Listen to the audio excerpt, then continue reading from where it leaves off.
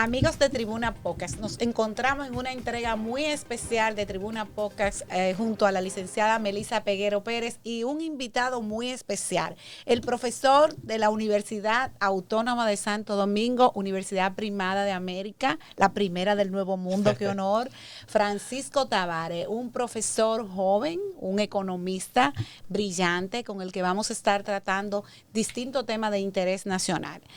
Y en especial vamos a darle la bienvenida a Francisco. Bueno, contento de estar aquí, compartir con ustedes en este programa, primera vez, siempre hay una primera vez, ¿verdad?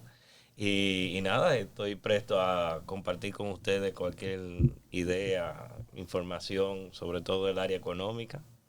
Recientemente dio a luz, si se me permite el término, se arrojó una investigación de la Universidad Autónoma de Santo Domingo y la Fundación Juan Bosch, la que preside nuestro amigo Núñez, Diómenes Núñez, y en esa investigación se abordaba el tema de los salarios y me llamaba mucho la atención en cómo hay hay una lejanía entre lo que es el salario y la canasta básica y por supuesto eso mueve a preocupación.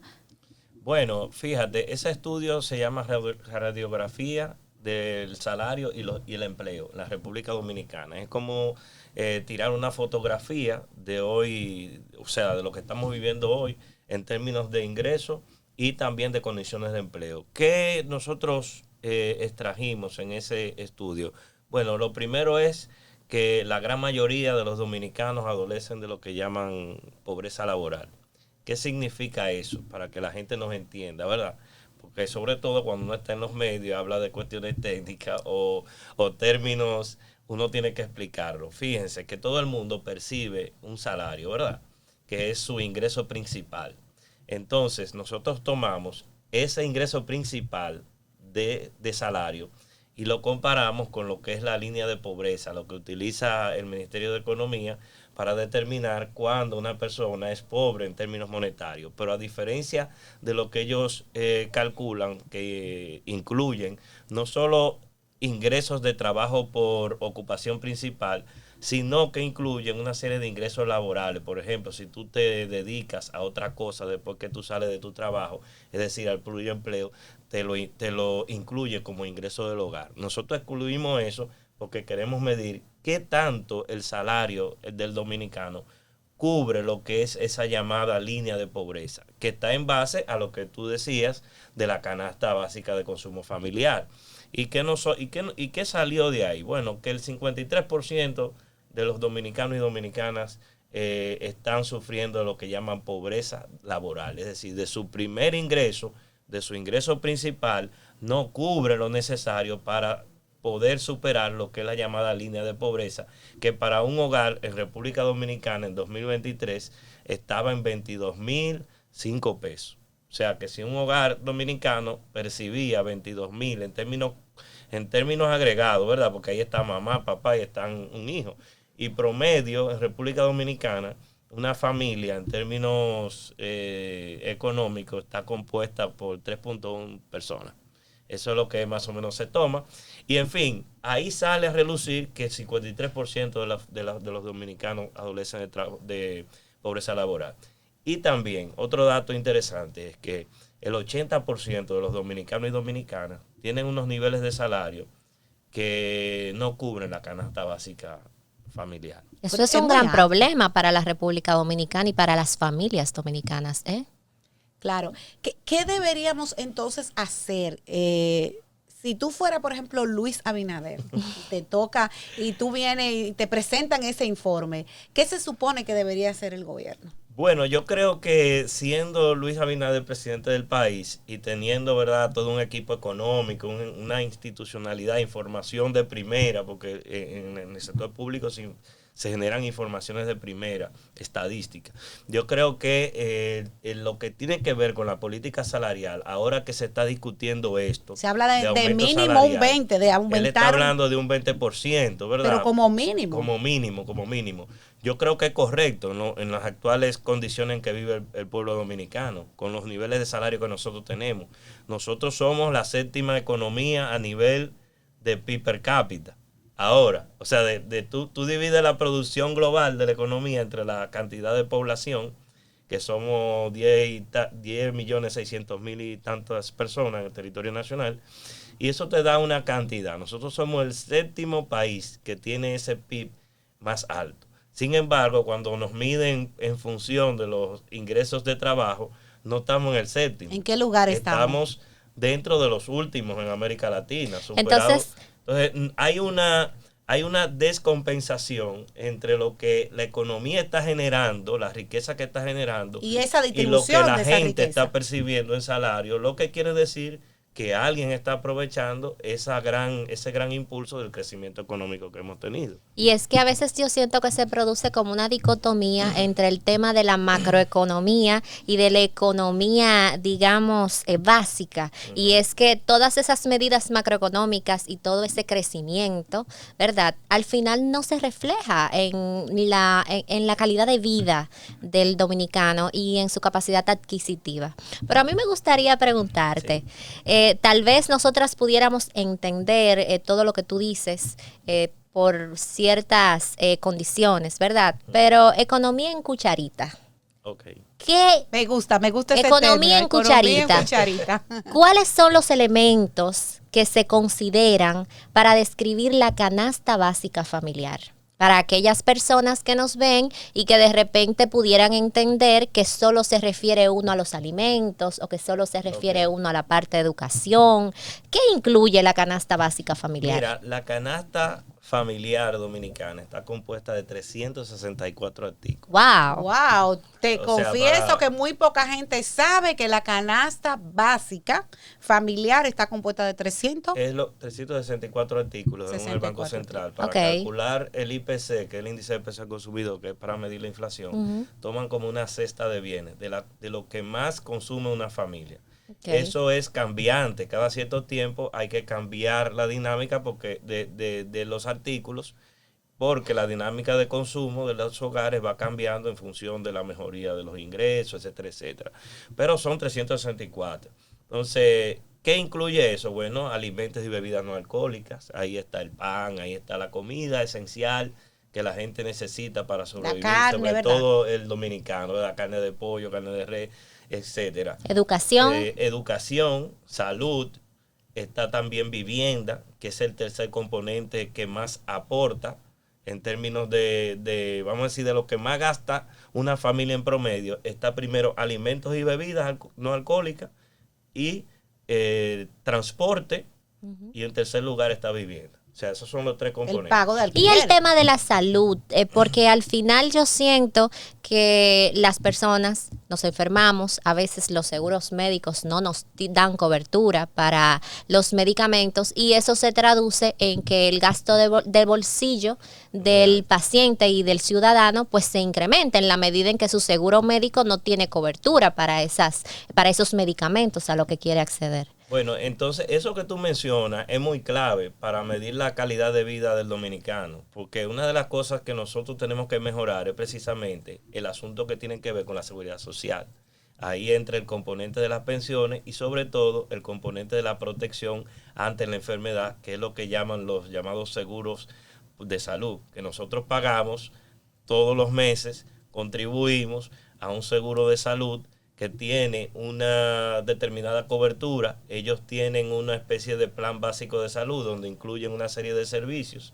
Generalmente esos servicios son los más baratos o los que no implican una gran erogación de recursos de la parte de las ARS. Y con este gran problema que tenemos, y discúlpame que te interrumpa con el tema de las enfermedades catastróficas y de alto costo, que las aseguradoras a veces son renuentes con el tema de la cobertura de esas enfermedades, a veces llega el tope del seguro, no te quiere cubrir y entonces tenemos un departamento de medicamentos y atención de alto costo del Estado que no todo el tiempo puede ayudar al paciente. Esa es la gran tragedia del dominicano hoy en día, sobre todo los que dependen de su salario, de su ingreso de trabajo. Digamos porque entonces fíjate, que el dominicano que se enferma con una enfermedad de alto costo está condenado a la muerte y eso es complicado. Es complicado. Para ponerte un ejemplo, el seguro de salud solo te cubre 2 quimioterapias. Así es. Después debería cubrirte 2 quimioterapias, olvídate, el seguro te te desconoce. Olvídate Te de desconoce. nosotros, que nosotros no te vamos a cubrir eso. ¿Por qué? ¿Por qué esto? Porque la gente tiene que entender que las ARS funcionan en función del lucro. O sea, ellas no están ahí para proteger a la gente cuando más lo necesita, que cuando la gente se enferma, cuando la gente realmente requiere una protección. Entonces, en el momento preciso, cuando le ocurre el siniestro a las personas que no lo están esperando, el seguro te desampara. Porque su lógica es acumular y generar ganancias, no es proteger la salud de quien lo necesita. Y son tan de lucro que la mayoría de las aseguradoras de salud tienen un departamento exclusivamente para objetar los procedimientos médicos y la adquisición de medicamentos. Es increíble. Eso es así. Incluso es una industria que se dedica precisamente a lo que tú dices, de negar, bloquear, postergar. ¿Para qué? Para que tú te canses. Es como nosotros decimos en economía, son costos de transacción, mucha burocracia, mucho papeleo, para que después tengas tú que decir, bueno, me cansé, déjame pagar, déjame pedir mejor a la presidencia, déjame pedir a mis familiares, a ver si me pueden ayudar. Y en definitiva, ¿qué sucede? Que la gente tiene muy poco conocimiento de lo que son sus derechos en términos de seguridad social, las ARS se aprovechan y al final de cuentas eso es ganancia para ellos porque no tienen que cubrirte ese costo, ¿verdad?, que implica una enfermedad de alto costo, como lo dicen, o catastrófica. Verdaderamente, en estos momentos que estamos viviendo de la humanidad, por X o Y razón, por cuestiones vamos a decir, del ambiente, la misma alimentación, la misma trajín de vida que lleva la gente, ya un cáncer es una enfermedad prácticamente corriente en el ser humano. O sea, nosotros conocemos muy común. Hay una gran muy incidencia común. de cáncer. Entonces, nosotros tenemos que darle otro giro a la seguridad social. Yo creo que el componente de solidaridad hay que incrementarlo y el negocio un poco aplacarlo. No es que dejen desaparecer las ARS o que dejen de ser rentable. O que dejen de ser rentable. Todo el mundo tiene derecho a crear un negocio que pueda prosperar, pero la libre empresa no puede estar por encima de la humanidad, ni no de la puede salud. estar por el derecho a la vida del ser humano. Tú que eres abogada, más o menos, tienes que entender que hay una prioridad, me imagino, en lo que es la categoría de ciertos derechos humanos. Correcto. Y de hecho, la salud es un derecho fundamental. Es un derecho fundamental. Entonces, nuestra Constitución dice que todos tenemos derecho a la salud y que la salud es una prioridad nacional del Estado, y el Estado debe proveer el acceso a la salud a todos y todas. En consecuencia, cuando una ARS no te cubre, se supone que el Estado tiene que ir en tu auxilio. Y es lamentable, porque tú estás contribuyendo. Se supone que el Estado lo que tiene que garantizar que la ARS funcione cuando tú más lo necesitas. Es decir, que hay que ver la prioridad entre un sistema que procura mejor las ganancias y que, dicho sea de paso, en el año 2024 ya acumula cerca de 4.000 millones de pesos en ganancias. Eso nosotros lo estimamos en un estudio que llamamos la ley del embudo. Que no debe ser la naturaleza de una ARS tampoco que refleje unos niveles de ganancia tan elevadas, porque eso quiere decir que ha habido mucha gente que se ha quedado sin recibir los servicios. Exacto. Así mismo. Y como tú mencionas, el negocio del aseguramiento de salud se basa en el riesgo y ellos evitan el riesgo. ¿Cuál es el riesgo? ¿Cómo ellos llaman el riesgo? El riesgo es tú enfermarte. Así es. O sea, que ellos hacen negocio de que tú no te enfermes. Y por eso ellos aseguran casi siempre a jóvenes. Los jóvenes no demandan servicios de salud. Vamos a una pausa, amigos televidentes, amigos de nuestro YouTube, Tribuna Podcast, y volvemos con nuestro invitado especial, Francisco Tavares.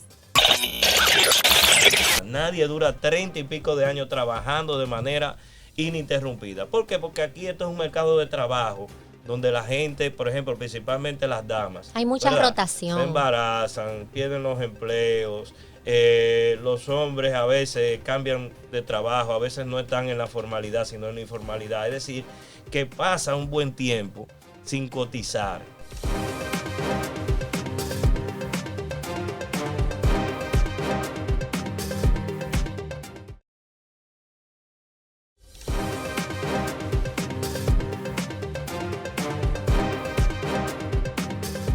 Amigos de Tribuna Podcast, continuamos con nuestro invitado especial, el profesor universitario de la UAS, Francisco Tavares. Francisco, hay un tema que te he visto abordando en los medios de comunicación y se trata de las AFP. Todo el mundo sabe aquí y mucha gente se ha quejado. Tuvimos incluso un legislador, Pedro Botello, un saludo para Pedro Botello, yo sé que no se pierde este programa, donde justamente él estaba reclamando que se le devolviera el 10% de lo que la gente tenía, digamos, en ahorro, porque decía Pedro Botello que la gente, que los banqueros estaban quedando con el dinero de los trabajadores porque todo el mundo sabe que las AFP pertenecen a los bancos y que entonces esa gente estaba manejando un alto volumen y sacándole rentabilidad en certificados financieros, en fondos de inversiones, en muchos instrumentos financieros. ¿Qué te parece el tema de la AFP? Bueno, yo creo que República Dominicana tiene que replantear su sistema de pensión, porque el sistema de AFP está basado sobre todo en las contribuciones, ¿verdad?, de los trabajadores y empleadores. Tú tienes que dedicar 9.97% de tu salario cotizable al mes para esos fines. Entonces, ¿qué sucede? Eso va a la Tesorería de la Seguridad Social, la Tesorería de la Seguridad Social lo envía a tu AFP. La AFP toma tu dinero e inmediatamente, digamos, lo invierten y cuando ellos te envían un informito mensual, te mandan un gráfico de pastel. Con tu rentabilidad. Con tu rentabilidad y todo muy chulo. Eso está muy bien. Yo hago eso para mis finanzas personales. O sea, eso no es complicado, eso es fácil. Entonces, ¿qué hace la AFP? Intermediar entre tu empleador, la tesorería, y recibir pasivamente esos ingresos. ¿Y qué hacer? Invertirlo. Entonces eso te va a generar una rentabilidad que supuestamente eso va a mejorar lo que es tu tasa de reemplazo cuando tú te retires con tu pensión a los 62 años. Aquí. 62 años, 360 cotizaciones, o sea, de manera ininterrumpida, esos son 30 y pico de años de trabajo. Eso nadie lo dura en República Dominicana. Nadie dura 30 y pico de años trabajando de manera ininterrumpida. ¿Por qué? Porque aquí esto es un mercado de trabajo donde la gente, por ejemplo, principalmente las damas, hay mucha rotación, se embarazan, pierden los empleos, los hombres a veces cambian de trabajo, a veces no están en la formalidad, sino en la informalidad. Es decir, que pasan un buen tiempo sin cotizar, o sea, pasan a ser cotizantes pasivos. Es decir, que tienen los fondos ahí, pero no están contribuyendo mensualmente. Entonces, ¿qué hacen las AFP? Toman ese dinero pasivamente y se lo invierten a negocios vinculados a su propio grupo financiero. ¿En qué sentido? De que hay 1.1 billón de pesos en el patrimonio general que administra. Eso es mucho dinero, eso es mucho dinero. ¿A dónde van esos recursos? Los recursos van a la deuda pública, es decir, el gobierno cuando tiene un déficit fiscal y quiere cubrir ese faltante de dinero, ¿verdad?, para cubrir el déficit, emite lo que son bonos de deuda en el mercado interno. Las AFP están ansiosas de que el gobierno emita esos bonos porque ellos compran esos bonos y entonces le dan un rendimiento, ¿verdad? Un 6%, un 8% a tantos años. Y el Estado le devuelve, ¿verdad?, lo que invirtieron y el rendimiento. ¿Y eso qué pasa? Eso crea un círculo vicioso porque el gobierno apoya el sistema. El Banco Central también emite certificados de deuda para cubrir su déficit cuasi fiscal desde la crisis de 2003. Recuerden que tuvieron que emitir grandes cantidades de dinero. Y bueno, entonces el sistema se alimenta de la complicidad política, pero también se alimenta de la complicidad de todo un sector privado que se está beneficiando de esos fondos de manera pasiva. ¿Y dónde están los trabajadores, que son los cotizantes de estos fondos? ¿Por qué no se toma esa cantidad de dinero que tú tienes ahí, ¿verdad?, pasivamente, y te dan el inicial de una vivienda como garantía a esos fondos? ¿Por qué no te lo dan? Francisco. Porque solo se beneficia a un grupo muy pequeño de lo que es el gran empresariado, ligado sobre todo al sector financiero y a muchos sectores de la economía. Yo te puedo mencionar muchas empresas que prefieren, en lugar de tomar un préstamo, como lo hacen la mayoría de los mortales en un banco, van al mercado de valores, emiten bonos, se financian a una tasa de interés muy cómoda de nuestros propios recursos. Entonces eso hay que cambiarlo o por lo menos democratizar lo que es el aprovechamiento de esos fondos para que todos nos beneficiemos por igual. Francisco, me gusta el criterio que presentas, me gusta tu visión, está conforme con los mayores y mejores intereses, ¿verdad?, de la sociedad dominicana. Pero para que todo esto se materialice en función de una mejora, entonces tendría que ser posible y necesario la reforma de todo ese sistema legal que organiza ese sistema de pensiones, la inversión que se destina en esos recursos y la rentabilidad que al final supuestamente se traduce en un beneficio al empleado. Se necesita una reforma. Hay muchos sectores a quienes no les interesa que se reforme, no quieren ceder sus beneficios. ¿Qué podemos hacer ante eso? Porque hay muchos sectores muy fuertes, de mucha influencia, a quienes no les beneficia. Mira, tú haces un referendo hoy en República Dominicana ante la gente y dice, ¿ustedes quieren AFP? La pregunta, ¿sí o no? Porque es un referendo, ¿sí o no? Yo estoy seguro que el 80% de la población dominicana va a decir que no. O sea, la gente es un sistema que no está legitimado socialmente. Entonces, ¿por qué no está legitimado socialmente? Porque cuando se discutió la ley, a nadie le preguntaron, no involucraron a los sectores, al pueblo no se le involucró. Y tú apareciste en el año 2003, yo un jovencito que acababa de entrar a la universidad, mi primer empleo, y me engancharon ahí, nadie me preguntó. Entonces, lo primero es que no tiene legitimidad. Lo segundo es que hay que modificar la ley para quitar el negocio de las AFP y dejarlo como un negocio voluntario de quien quiera contribuir a una AFP. Por ejemplo, ¿qué es lo que existe? Y devolverle su dinero al que lo quiera, por ejemplo. Sí. Porque a mí, ¿tú quieres que te diga algo? Si a mí hoy me dicen, ¿usted quiere que se le devuelva su dinero que usted tiene acumulado en la AFP? Yo digo, por supuesto, porque yo sí sabría invertir el dinero que tiene la AFP para que no se me acabe nunca. Bueno, pues la AFP nunca te van a devolver el saldo total. O sea, el negocio está hecho para que te den un retiro programado. Como tú mencionas, tú tienes un fondo ahí, 2 millones de pesos. Ya te retiraste. Tienes los años concebidos, ¿verdad? Para el retiro. Has cotizado las 360 veces. Ya tú tienes la pensión por vejez asegurada. Entonces ya tú es el... Pero solamente se ha calculado, que es lo que me molesta, Francisco, la arquitectura financiera, lo que subyace es que la gente dura alrededor de un promedio de vida de 75 años. Cuando usted llega a los 75 años, lo que se ha estructurado financieramente, amigos televidentes, es que usted ya va a dejar de recibir el salario programado. O sea, usted se queda sin seguro, usted se queda sin salario programado y se supone que el tema de la administradora de los fondos de pensiones y las pensiones para el ciudadano de a pie, para el trabajador, debería ser que mientras el trabajador esté vivo, se le dé el dinero. Porque por eso se dura 30 años trabajando. O sea, si una AFP dura 30 años administrando la rentabilidad de cualquier empleado, lo mínimo debería ser que por lo menos esa arquitectura financiera hubiese respondido a que si tú duraste 30 años cotizando y tú duraste 30 años ganando sobre mi dinero, teniendo rentabilidad, por lo menos, aunque sea 25 años, tú me aseguraras para que una viejita de 80 años, una viejita de 90 años, recibiera su salario, recibiera su pensión. Pero para todo eso es necesaria una reforma legal. Claro. Entonces, fíjate lo que tú dices. Una persona que tenga un salario promedio de 25,000 pesos se retira con un fondo de menos de 1 millón de pesos. Suponte que el promedio de los fondos que tienen los trabajadores dominicanos no llega a 350,000 pesos. Esa es la realidad hoy. Entonces, imagínense ustedes que un trabajador a los 60 y pico de años se retira y reciba no los 25,000 pesos.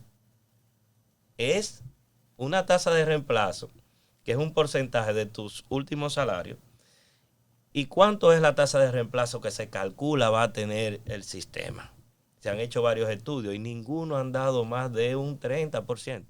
Quiere decir que si yo gano 25,000 pesos y me retiro, ¿tú sabes cuánto es que yo voy a percibir de pensiones?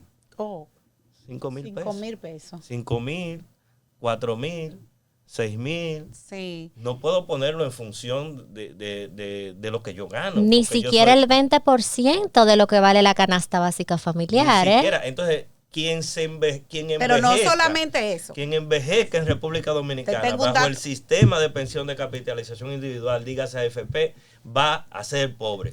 Esa es la realidad. Y sobre todo, te voy a decir algo, porque yo incluso llegué a escribir un artículo, porque ese dato a mí me preocupó mucho cuando hice el cálculo de una persona que ganaba alrededor de 35,000 pesos, tenía 28 años trabajando.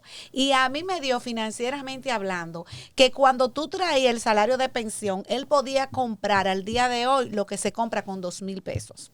Wow. Imagínate. O sea, porque tú tienes que coger esos 5,000 pesos cuando la gente se vaya a retirar. ¿Qué significa esos 5,000 pesos cuando la gente se vaya a retirar? No significa nada. Que tú vas a poder comprar pobreza. En ese momento.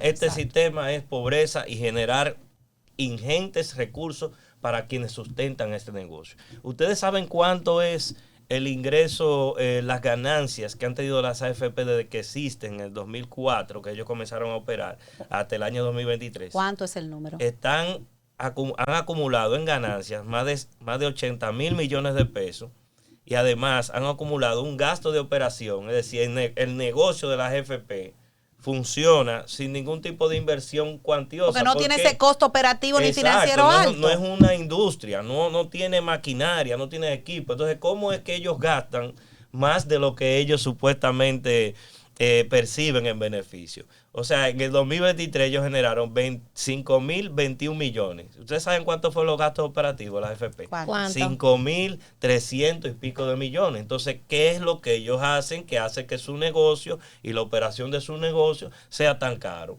No es rentable, aparentemente ellos dicen que no es rentable, ¿verdad? En papeles. O sea que están tomando dinero de lo que nosotros cotizamos para operar y se están abultando salarios, comisiones y todo lo que tiene que ver con la operación del negocio. Yo me imagino que una FP no es una industria, digamos, un sector que tenga más de 5,000 empleados, no lo creo. Atención al superintendente de pensiones, chequeese esa parte ahí. Entonces hay un elemento ahí, o están maquillando los estados financieros, o esos costos de operación son abultados, totalmente, son irreales, no lo creo.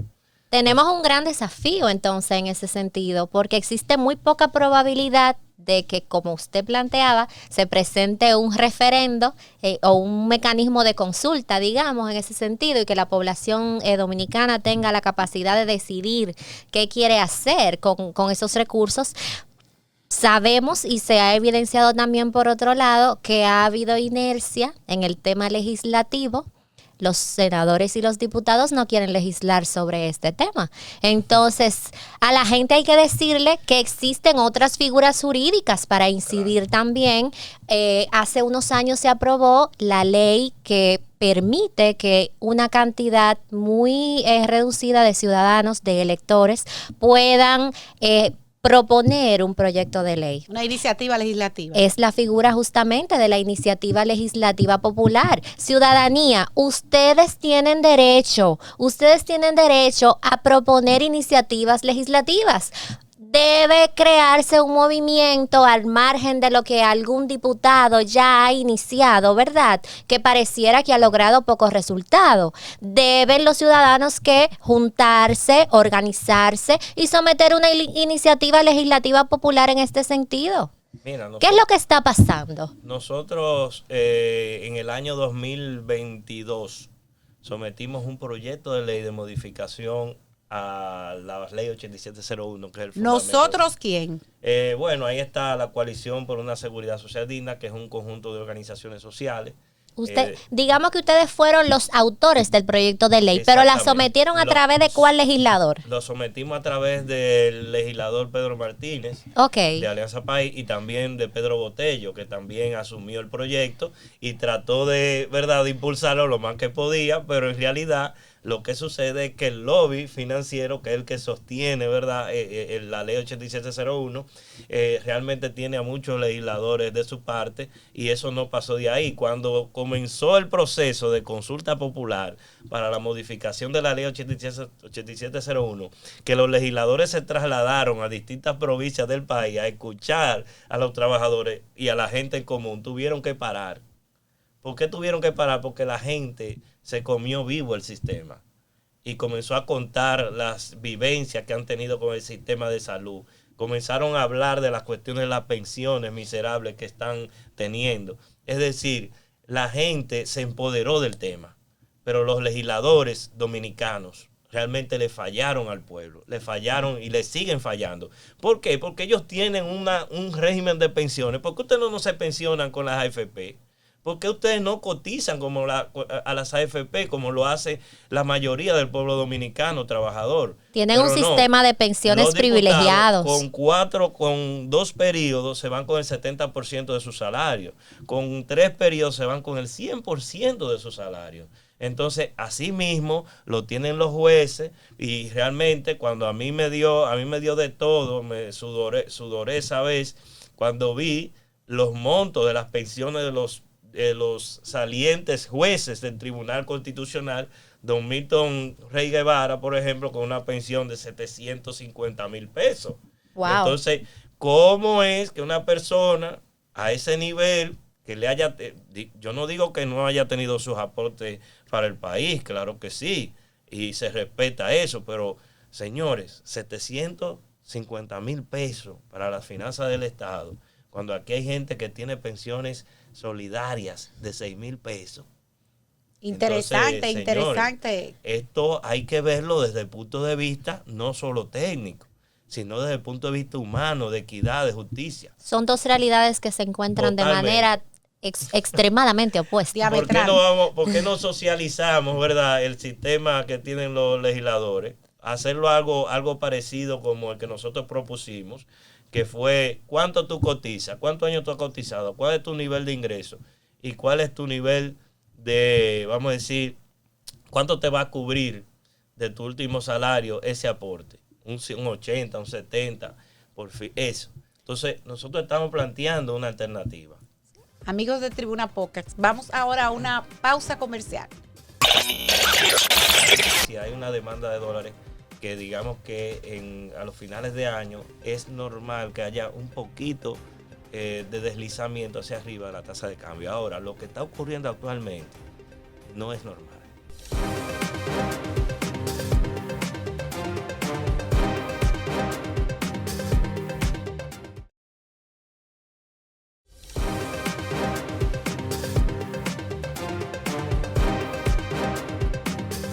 Amigos de Tribuna Podcast, continuamos con nuestro invitado, el profesor universitario Francisco Tavares. Francisco, hemos visto cómo el tipo de cambio en los últimos días se ha estado deslizando. Y lo que más preocupa es que ha estado con cierta volatilidad, que no es que subió hoy, se paró y subió en 15 días, no, sino que diariamente ha estado experimentando subidas. Es verdad que ha sido leve, pero ha estado, ¿qué te parece eso? ¿Qué está ocurriendo con la tasa de cambio? Mira, generalmente para finales de año, para el trimestre octubre, diciembre, enero, hay una demanda importante de divisas para importar, sobre todo mercadería. Ahí viene Navidad, los negocios tienen que suplirse de mercancías, es decir, hay una demanda de dólares que digamos que a los finales de año es normal que haya un poquito de deslizamiento hacia arriba de la tasa de cambio. Ahora, lo que está ocurriendo actualmente no es normal, es decir, lo que es cíclico, normal es lo que yo te estoy diciendo.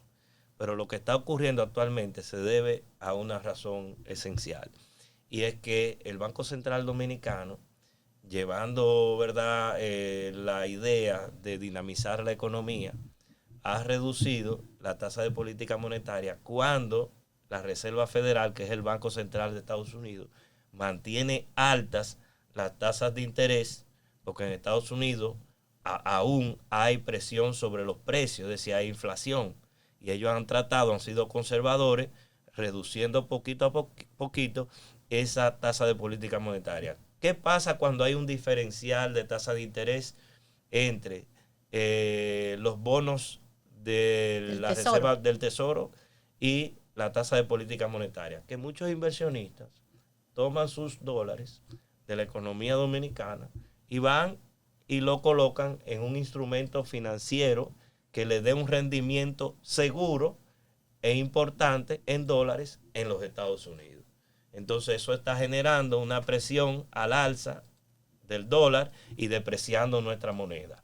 Es probable que eso siga produciéndose, porque la política que está aplicando Donald Trump ahora mismo lo que ha hecho es fortalecer el dólar como moneda. Y un fortalecimiento del dólar va a implicar una, vamos a decir, devaluación constante del peso dominicano. Entonces vamos a esperar, incluso cuando se hizo la estimación del presupuesto de este año, la tasa la subieron a 70. Sí, para este me año. llamó mucho la atención.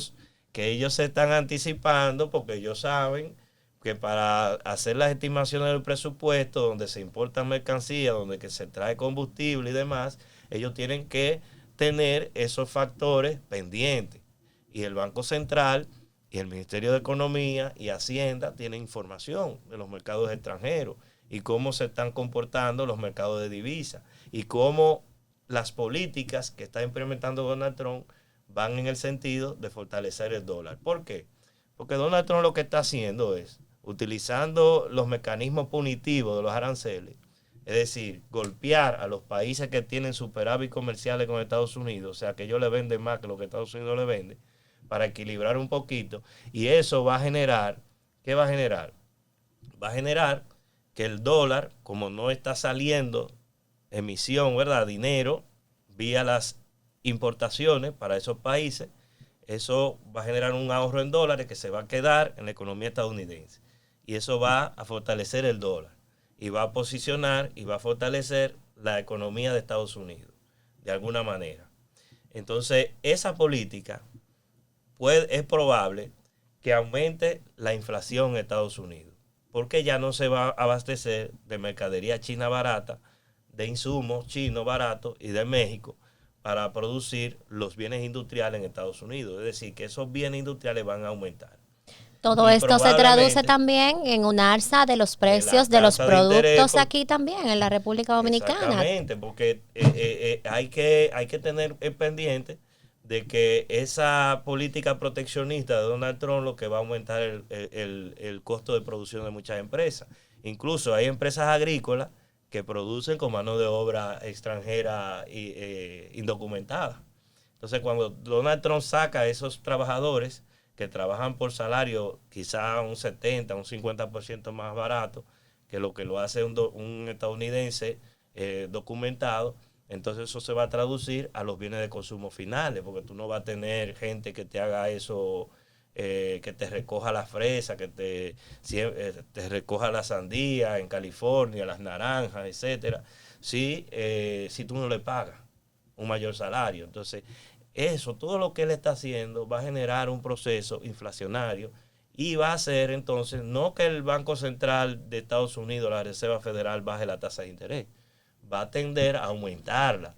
¿Para qué? Para reducir el nivel de consumo y de inversión para que los precios no se sigan elevando.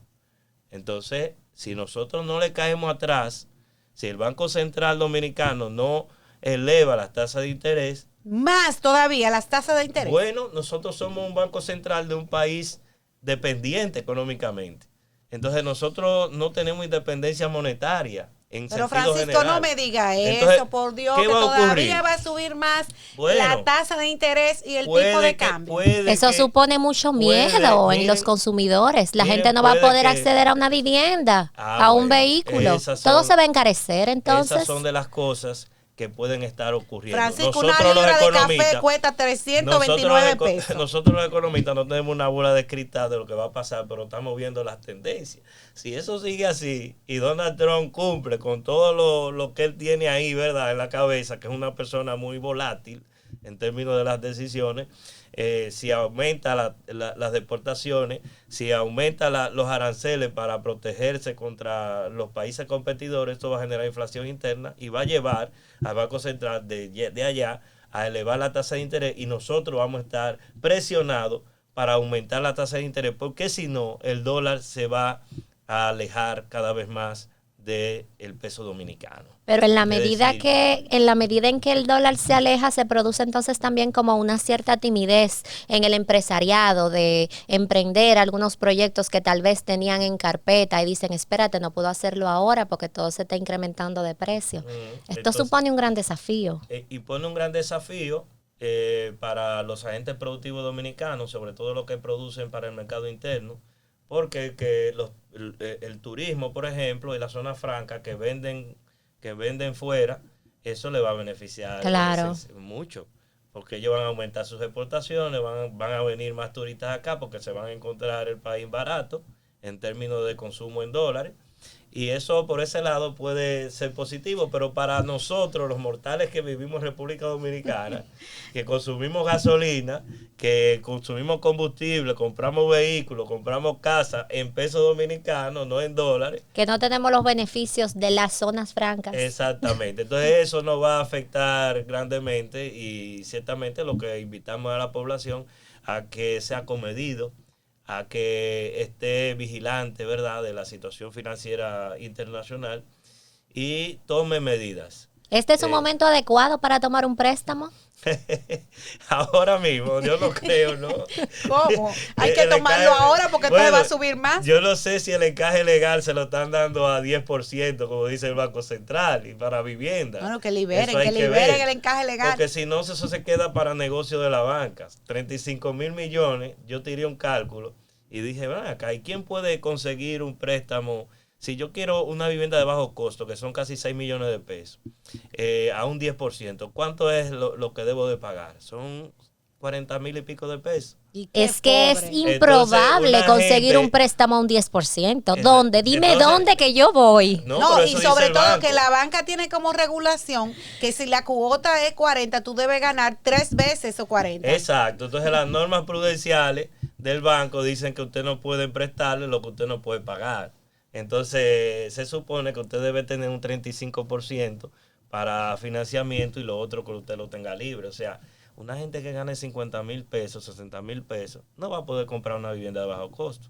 Entonces tiene que trabajar su esposa. Supongo que su esposa, yo calculé que para una pareja tienen que tener salario conjunto como mínimo de 150,000 pesos para un préstamo al 10% para una vivienda de bajo costo, lo que es casi improbable en República Dominicana. Ay, esto me asusta. Distinguido Francisco Tavares, para nosotros ha sido un honor compartir contigo aquí en Tribuna Podcast, tanto Melissa Peguero Pérez, que han hecho un trabajo extraordinario. Gracias por estar aquí con nosotros, gracias por acompañarnos. Esperamos, te vamos a dar otra invitación a nuestro espacio. El tiempo nos queda corto para hablar contigo. En cualquier momento estamos en la disposición de abordar este y otros temas. Yo nada más no hablo de seguridad social y de salario, hablo de mucho. Ok, amigos de Tribuna Podcast, este ha sido su programa, pero un maravilloso programa con un contenido extraordinario. Será hasta la próxima entrega.